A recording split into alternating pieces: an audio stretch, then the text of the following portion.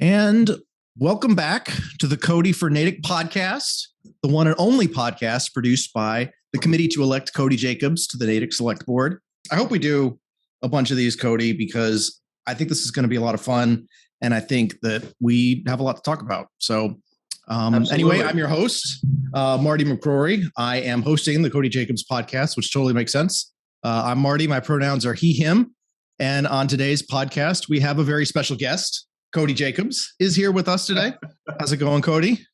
Oh, it's going great. Thank you for having me on. I know I know you have a busy schedule of guests, so it's extremely busy schedule of guests. We have hundreds of guests, and by hundreds, I mean we have lined up, you know.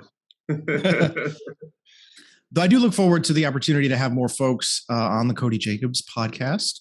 That should be fun. I'm excited today. I was able to finish all of my holiday shopping, and I will let you guess where I did all of my holiday shopping this year. A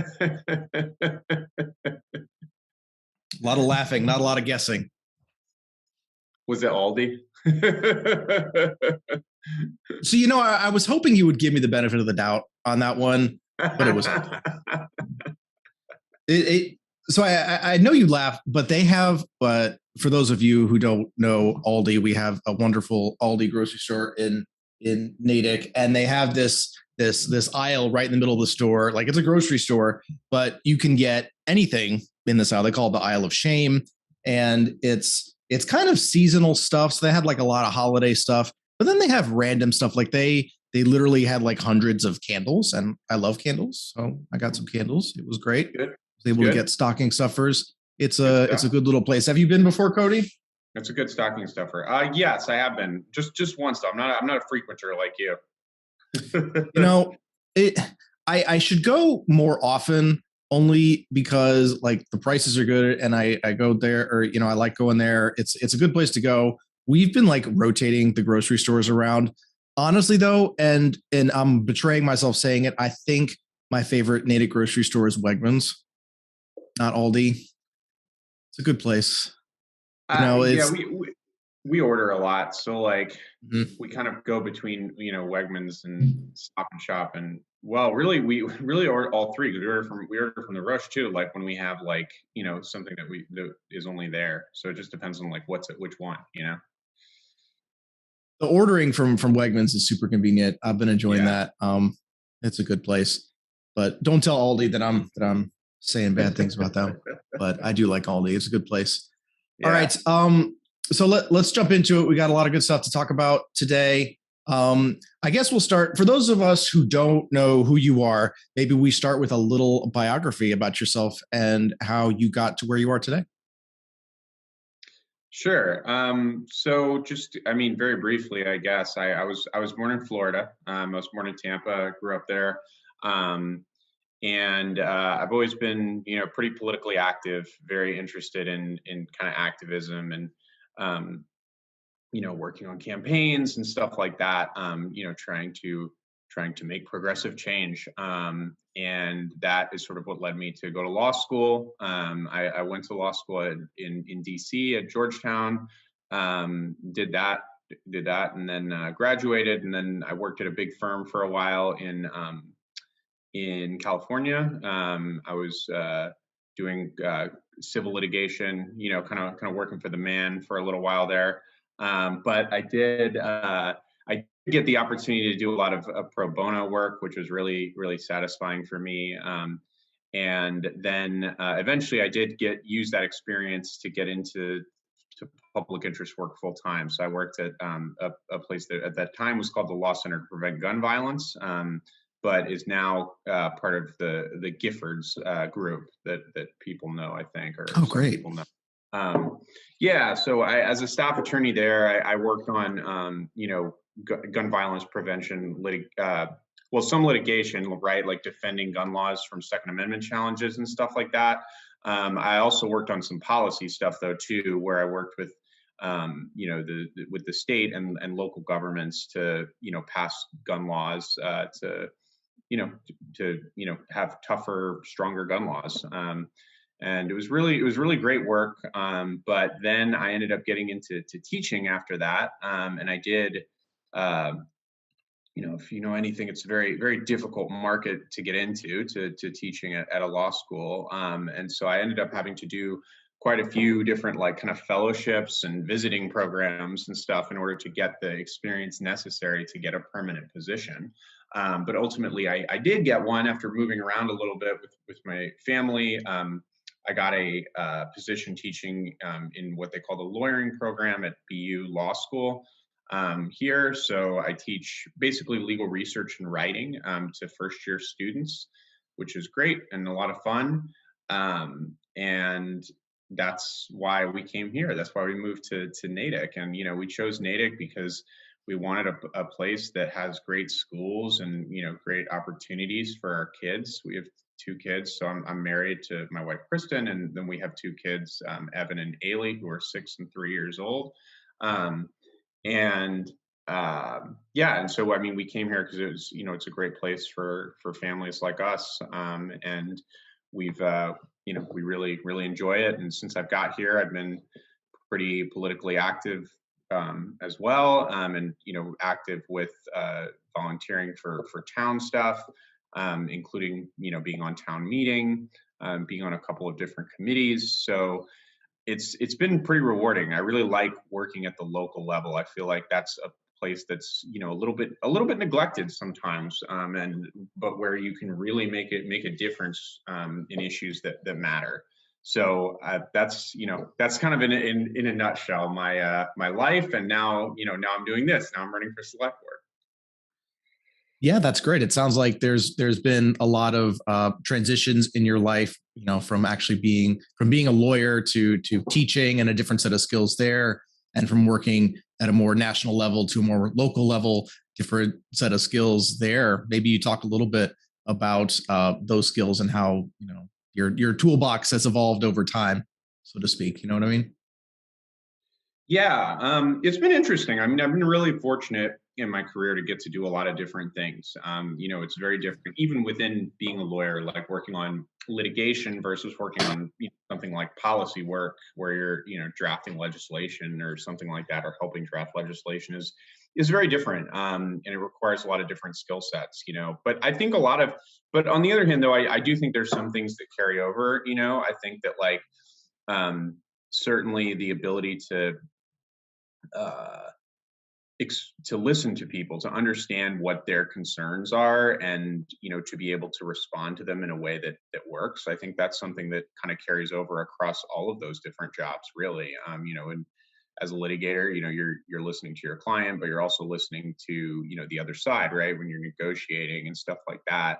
And the same thing certainly with policy work, where you're listening to different stakeholders about how a particular policy is going to affect them, and kind of understanding that and being able to incorporate that into what you do. And as a teacher as well, as a teacher, I mean, you think of teaching as, kind of about you talking, but it's also about you listening, and it's about you understanding where your students are and what they need to improve, what their learning style is. And I think that's a big part of it. So I think that's sort of been a through line through a lot of my work, and it continues in the government work as well, where you're listening to the community concerns as a town meeting member, for example, and you're also listening to other people in town meeting, right, or in local government who may disagree with you, or have other perspectives, and just trying to be able to understand where people are coming from, and then kind of act on that to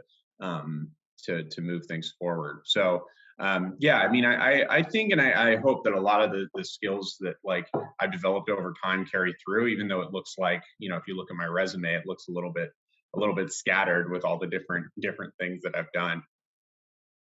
I think a lot of folks in our generation have resumes that are a little bit on the scattered side, and I think it speaks to our diversity of experiences and all of that good stuff. So that's great. Yeah, appreciate you sharing that, and I think that's a good transition into what I wanted to talk about next, which is why you're running for Natick Select Board. So if you could just give a quick summary of what brought you here and why you're putting your name in the ring this year. Yeah, I'm running because I think that we need a strong progressive voice on the select board, and that's what I'll be if I get elected. I think that we need to be unabashed about pushing for social and economic justice in Natick, and I think that the select board is in a position to really lead on a lot of those issues. There are limitations on what the select board can do, which I think we'll talk about later in discussing what the role of the select board is, but I think the select board does serve as kind of a table setter and an agenda setter for local government in Natick. And so I think you know if I'm elected to that position, I think I would try to use it to advance, to make progress on those issues, to make progress on making Natick a more affordable place to live, to make it a more welcoming place to live for everyone, for people who have been marginalized, to make government more accessible to everyone, to make it easy for people, not just people like me and you or local government nerds who have all day to work on this, but people who are just, regular working people who are just interested in what's going on, to be able to understand better and get that information in front of them. I think that the select board really has exciting opportunities to lead on a lot of those issues, and so that's why I decided to jump into the race this year. Excellent. And if folks who are listening to you speak right now want to learn more, want to support, want to donate, how can they do that? Oh, well, they should definitely go to my website, codyfornatick.com. Absolutely. Please go to the website, codyfornatick.com. We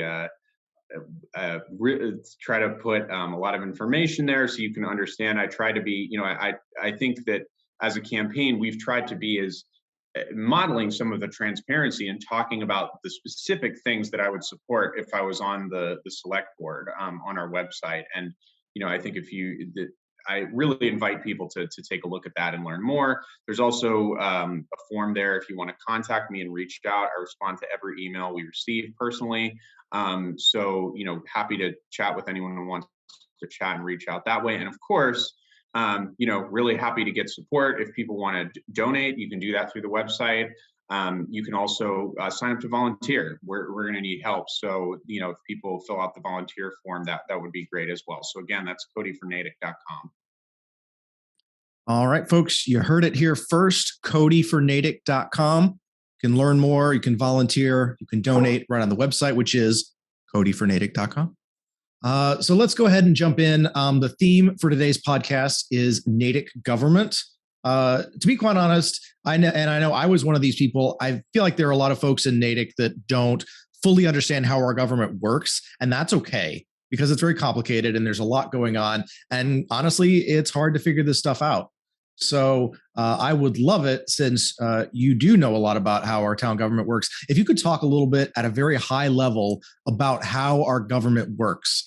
Specifically, if you were explaining how our government works to, say, someone who just moved to Natick, what would you tell them? Well, so our form of government is called a town meeting form of government. I think I would start there. It's a form of government that dates back even before the founding of the United States. It's a very, very old form of local government. And the way that it works is the legislative body of the town is called town meeting. It's a representative town meeting is what we have here. And what that means is that people are elected from throughout the town, from each precinct, to a legislative body that's called town meeting. Those people are town meeting members. There's, I think, 160 or 180 slots for town meeting members. And they, as an elected group, they, like I said, they exercise legislative authority for the town. So, appropriating money that's within the purview of town meeting. Passing zoning ordinances, passing other kinds of ordinances is usually going to be a function of town meeting. That's what their authority is. But town meeting only meets usually 2 times a year: at spring annual town meeting, which is in the spring, usually always after the spring elections, after the town elections, and then fall annual town meeting, which is in the fall. And so when, so those are like the two times of year when all the legislative business of the town kind of has to get done. But in between that, of course, there's a lot of other stuff going on. So there's the other parts, the important part of town government is the select board, which is essentially like the executive branch of the town's government. And so the select board is responsible for kind of overseeing the operations of the town. I don't want to say day-to-day operations because they don't, kind of micromanage what's going on day to day, but they do kind of oversee things, and essentially see to implementing the laws that are passed by town meeting. And so that's one of their key roles, is kind of as the executive branch of government. And in that role, they appoint important people who are employees of the town. So people like the town administrator, who is the person responsible for the day-to-day operations of the town, the police chief, the fire chief, several other department heads as well, are appointed by the select board. In their role as the executive branch of the town. They also set town policies. So there's some policy decisions that the select board can make without going to town meetings. So if it's a policy about kind of the day-to-day functioning of town government, in terms of like town employees and stuff like that, that's something that the select board can do on its own without going to town meeting. I mean, a good example would be something like, we have a vaccination policy now for town employees in Natick, and that's something that the select board used its authority, its policy making authority to enact without going to town meeting. So there's some things that the select board can do on its own. The select board also serves other functions as well. So they are are responsible for setting the tax rates in Natick, including deciding whether to split the tax rate between, so in other words, to charge a different tax rate for residential property or commercial property. They are also the kind of licensing authority for certain kinds of licenses. And they set the fees for licenses and issue licenses for certain things, and permits as well. So for things like, if you want to have a meeting or a demonstration or some kind of event on the town common, you have to go and get a permit from the select board. So that's in a nutshell kind of how the authority is divided between town meeting and between the select board in Natick. Okay, that's a great explanation. I appreciate that. Just to make sure that I understand, if we're going to use analogies that we might be familiar with, like say our national government, town meeting might be something like the House of Representatives. Something like that. Town meeting would be like the House of Representatives and the Senate, right? Town meeting would be like the legislative, the whole legislature would be Congress, I guess, as a whole would be town meeting, and then the select board would be more like the president, right? I mean, except it's 5 people instead of 1 person, but it's the executive that's sort of in charge of carrying out the laws and implementing them. Okay. That makes sense. And the last comparison that I just want to make sure I have clear in my mind, some of us may be familiar with other systems of government that towns or cities might use, like, mayors are a thing that exists, city councils are a thing that exists. How would this compare to other towns or cities' form of government? Well, so I mean, each one is different. So I mean, I'm generalizing a little bit here because it depends on the way that the charter is written in that particular town or city. But usually, like in a traditional city form of government, as most people think of it, like essentially, like the mayor is sort of the executive branch of the city. So the mayor would sort of be most analogous to our select board, right? And then the city council would be the legislative authority, so they would be most analogous to town meeting. Now, there are a few wrinkles there a little bit, because we do also have a town administrator that is appointed by the select board that kind of serves some of the functions that like a mayor's office would serve in a bigger city, right? So because they exercise some executive authority as well in running the operations of the town on a day-to-day basis. But I think generally speaking, that's the best way to analogize it to a mayor council system. Okay. Makes sense. I guess my last question to fully complete my understanding is, why does Natick do it this way? Clearly, there are other ways to run a town or to run a city, but can you speak a little bit to why over time our system of government has evolved into what we have today? Well, so our system of government used to be a open town meeting, right? So representative town meeting didn't used to exist. It used to be, it was an open town meeting, which some towns in Massachusetts still have. And This an is open where town anyone can attend town meeting, correct? exactly, And vote? yeah. Okay. So, unlike our system where people are elected town meeting members, anyone can go to town meeting and vote in a town meeting, in an open town meeting. As Natick and other places grew, they saw a need to create this kind of intermediate form of government, this representative town meeting. And I think a lot of as far as the reasoning behind why we have town meeting, I mean, it depends on what that question is coming from. But I think as far as like why do we have it as opposed to like a city council or something like that, I think that a lot of people think that a town meeting form of government is more open in the sense that there's a lot of opportunity for citizen participation in town meeting form of government. It's very easy to, as I mentioned, since there's so many town meeting members, it's pretty easy to get elected to town meeting. The elections are often not contested.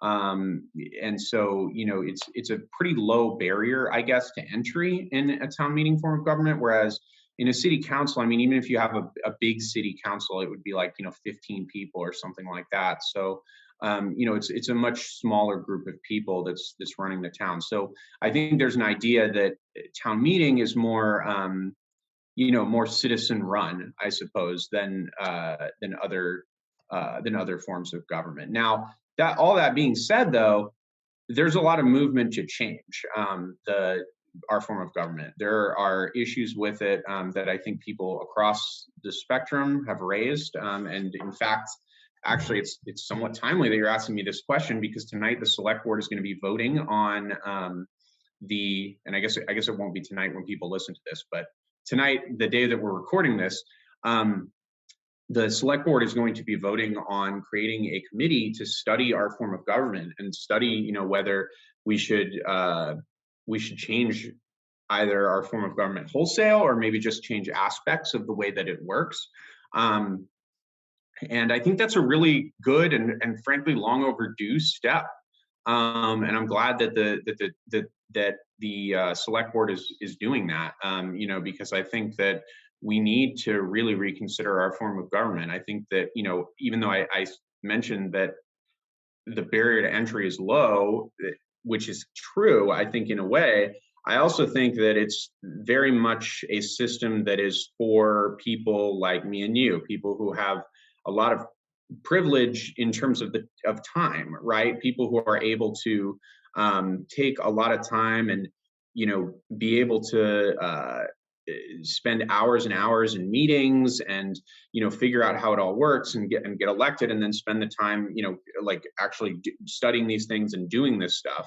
And I think that it's and again, it is a very low barrier to entry, and it's exciting and it's fun, and I love being a town meeting member and doing the work. But at the same time, I think it's not a very accountable system of government to ordinary citizens. It's very difficult for a person who, the typical person interacts with government only one way, which is through their vote.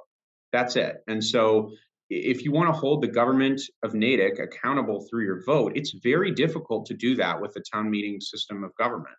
As I mentioned, the elections are rarely contested for town meeting seats. When they are, it's not usually well known what the platforms, of the various candidates are, where they stand on the issues. So it makes it difficult to have an impact.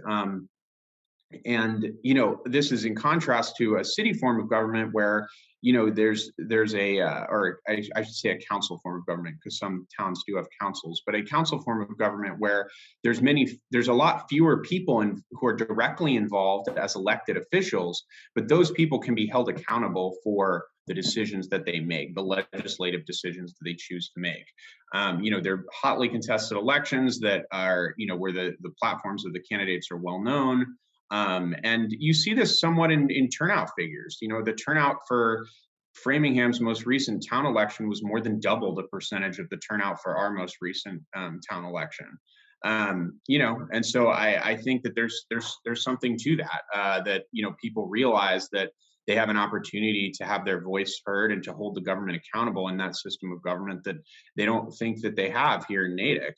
And so I think that's something that's really worth looking into, especially as Natick has grown as a community. We're almost 40,000 people now.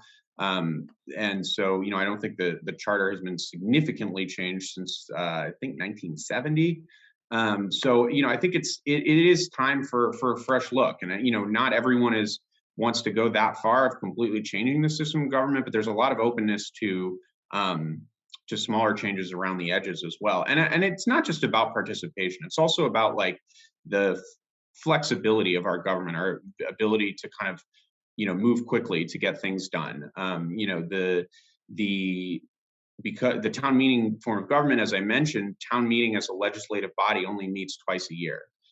You can call a special session. The select board can call a special session of town meeting anytime it wants, but in practice, that doesn't usually happen, and it's a big burden on town meeting members if it does. So, it's difficult to have to wait. If you want to change something in a zoning bylaw or something like that, to have to wait 4 months, or 5 months or 6 months or whatever it is. That that can be the difference. For a business that's trying to locate here or something like that, right? And maybe chooses to go somewhere else because we're not able to do that. The form of government is also really a strain on town employees. When we're trying to recruit people for these important positions, to be the people who are these department heads, the people who are like the head of community and economic development or DPW, like they're having to spend tons of time on meetings that are in the evenings, after work hours, away from their families, that their counterparts who work in a council system don't often have to deal with. And that puts us at a competitive disadvantage when we're trying to recruit people to these kind of positions. So I think it's a really positive step. I'm glad the select board is finally doing this and putting this committee together. And it's something I would want to continue to push forward if I was elected. Makes sense. All right, so I do want to jump in to a deeper dive on the select board specifically. I would love to hear more of your thoughts deeper into the topic of things like, well, what is the select board? Why should we as citizens care about the select board? Why do we need the select board? I know we've talked about that a little bit earlier in the podcast, but I would love to hear your deeper thoughts on that. Yeah, sure. So as I mentioned, the select board is the executive branch of our government. And so, it has a lot of important roles that it plays, in kind of administering setting town policy on on the way that our government's going to operate. I mentioned the example of something like the vaccine policy where, they're kind of setting a policy about how town employees are going to go about their jobs. They also, create committees. A lot of times, I mentioned, a moment ago, like they're about to create a committee to study our form of government. They create other committees as well. I'm on the Transportation Advisory Committee, which is an example of a committee that's created by the select board. And the select board also has the power, as I mentioned, over taxes. They have the power to set the tax rate. Now, I should be clear when I'm saying that they do not have the power to, under Massachusetts law, they only have the power to levy a certain amount of money from taxpayers, but they get to decide how to levy that money in terms of how tax rates are distributed between businesses and residents. So, that's an important role that they play as well. Again, they have permitting authority. They also play a role in the select board is responsible for negotiating collective bargaining agreements with the various unions that represent town employees. So, police, DPW, fire department. They are responsible for negotiating those agreements. I mean, they don't directly negotiate the agreement. Town council and the town administrator take the lead on that, but they are responsible ultimately for agreeing on behalf of the town to those agreements. Which, I mean, that seems like very, kind of inside baseball, but it's actually very important. And it can set it's a place where it can have an impact on the way that government operates, right? On how much we're paying employees, on what, on disciplinary procedures, things like that. So it can be a very important role that they play.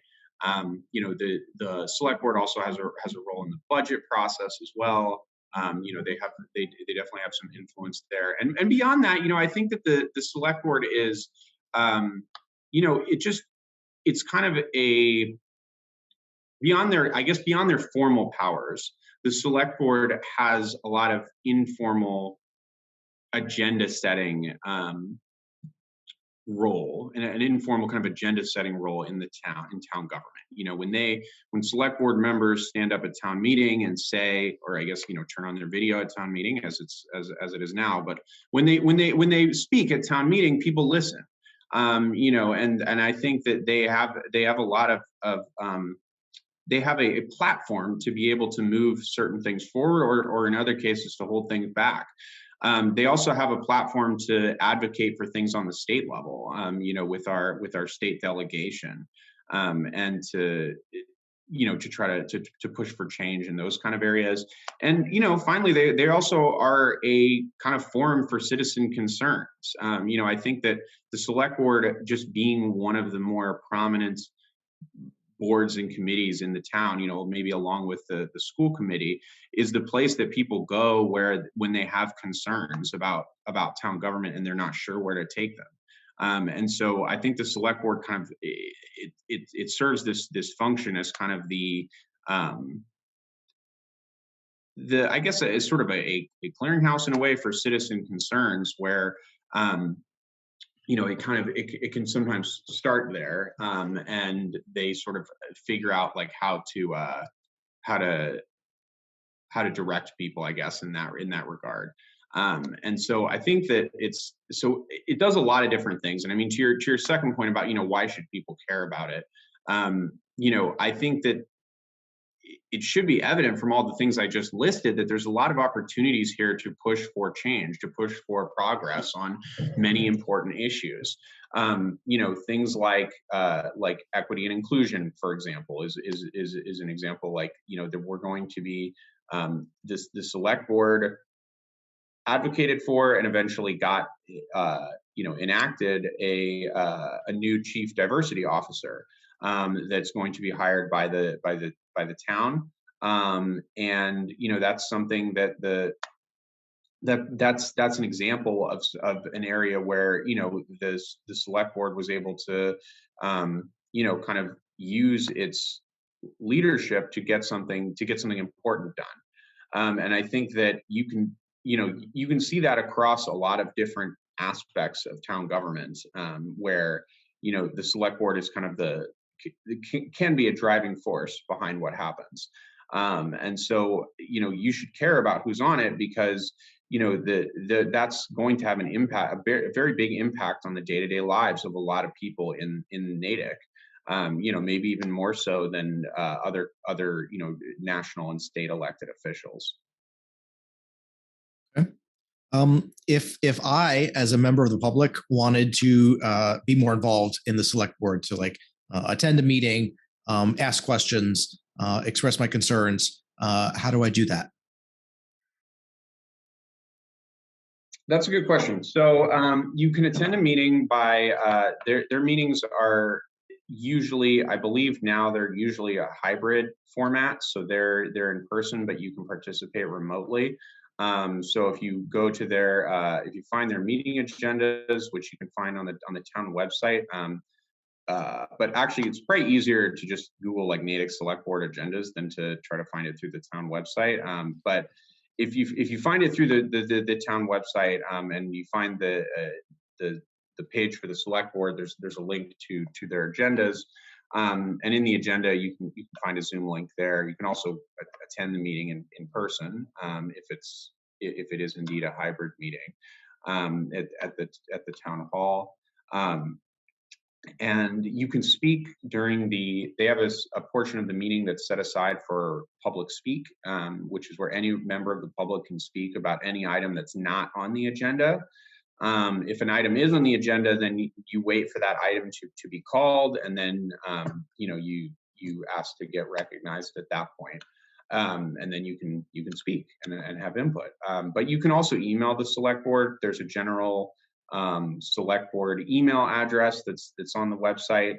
I think it's like selectboard@natick.gov. But you also can email the individual select board members. I think their emails are on there as well. And I definitely encourage people to do it. I think people should be paying attention to what the select board is doing, because as I mentioned, it's a very important role in our town government. Well, speaking of what the select board is doing, I think it's important to put the specifics that they do in context for our listeners here. Can you maybe give some examples of some specific topics or decisions that the select board has been through recently? Sure. So, I mean, I already mentioned one of kind of creating they've created this chief diversity officer position.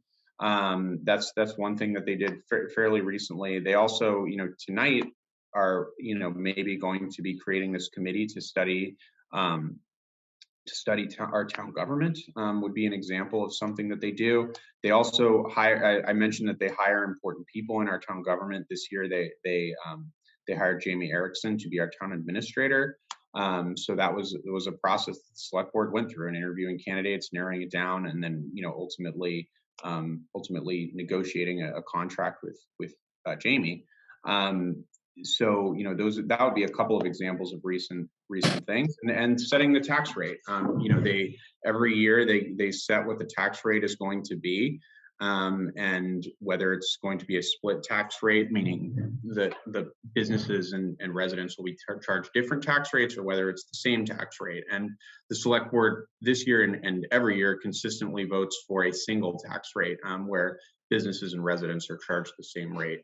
So, I mean, those are a few examples of kind of recent things that the select board has taken action on, that gives you kind of an idea of what their role is. Sure, that's helpful. I think my last question about the select board, to kind of bookend this discussion, is what do you feel that the select board is currently missing that you would be able to bring as a select board member? I think I'd be able to bring a bold, progressive voice to the select board, which I think we really need. I think we need to, think outside the box and be willing to do things, even if it's, they're different than the way that we've done them in the past. And we need to think about the voices of people who aren't often heard in select board meetings. People who are, at the margins economically, people who have been historically marginalized. I think that we need to stand up for our values as a community, even when it means that, we're going to piss off some people. I'm willing to do that. And so, I think that's something that we need. We need that kind of bold leadership, and we want Natick to be a leader. We want Natick to be a leader on social justice. I want to see Natick be on that list of communities that's advocating for, for non-citizens to be able to vote in local elections, for example, which is something that we haven't advocated for. I want us to remove racist imagery from our town government. I'll advocate for the hard stuff. That's something that I'll do, that I'll bring to the select board, and that's something I think we need to do right now. That's great. I appreciate that, and I appreciate you going into a ton of detail on the select board. I find that extremely helpful, and I'm sure our listeners will as well. So thank you. And I think we're approaching time here. So I wanted to say thank you, Cody, so much for taking so much time to join us here today. So I do want to kind of bookend this discussion here that we've had today with another discussion of your campaign.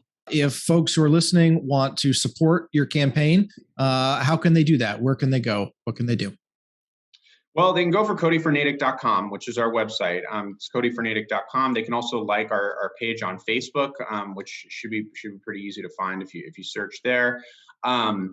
And once you do, there are, I think, 3 things you can do that would be super helpful for our campaign. Number 1 is donate. I mentioned before that we're running this outreach-based campaign, but it's going to require some significant resources to be able to print that kind of literature, to really reach the people that we want to reach, to be able to go door to door and hand stuff out to people.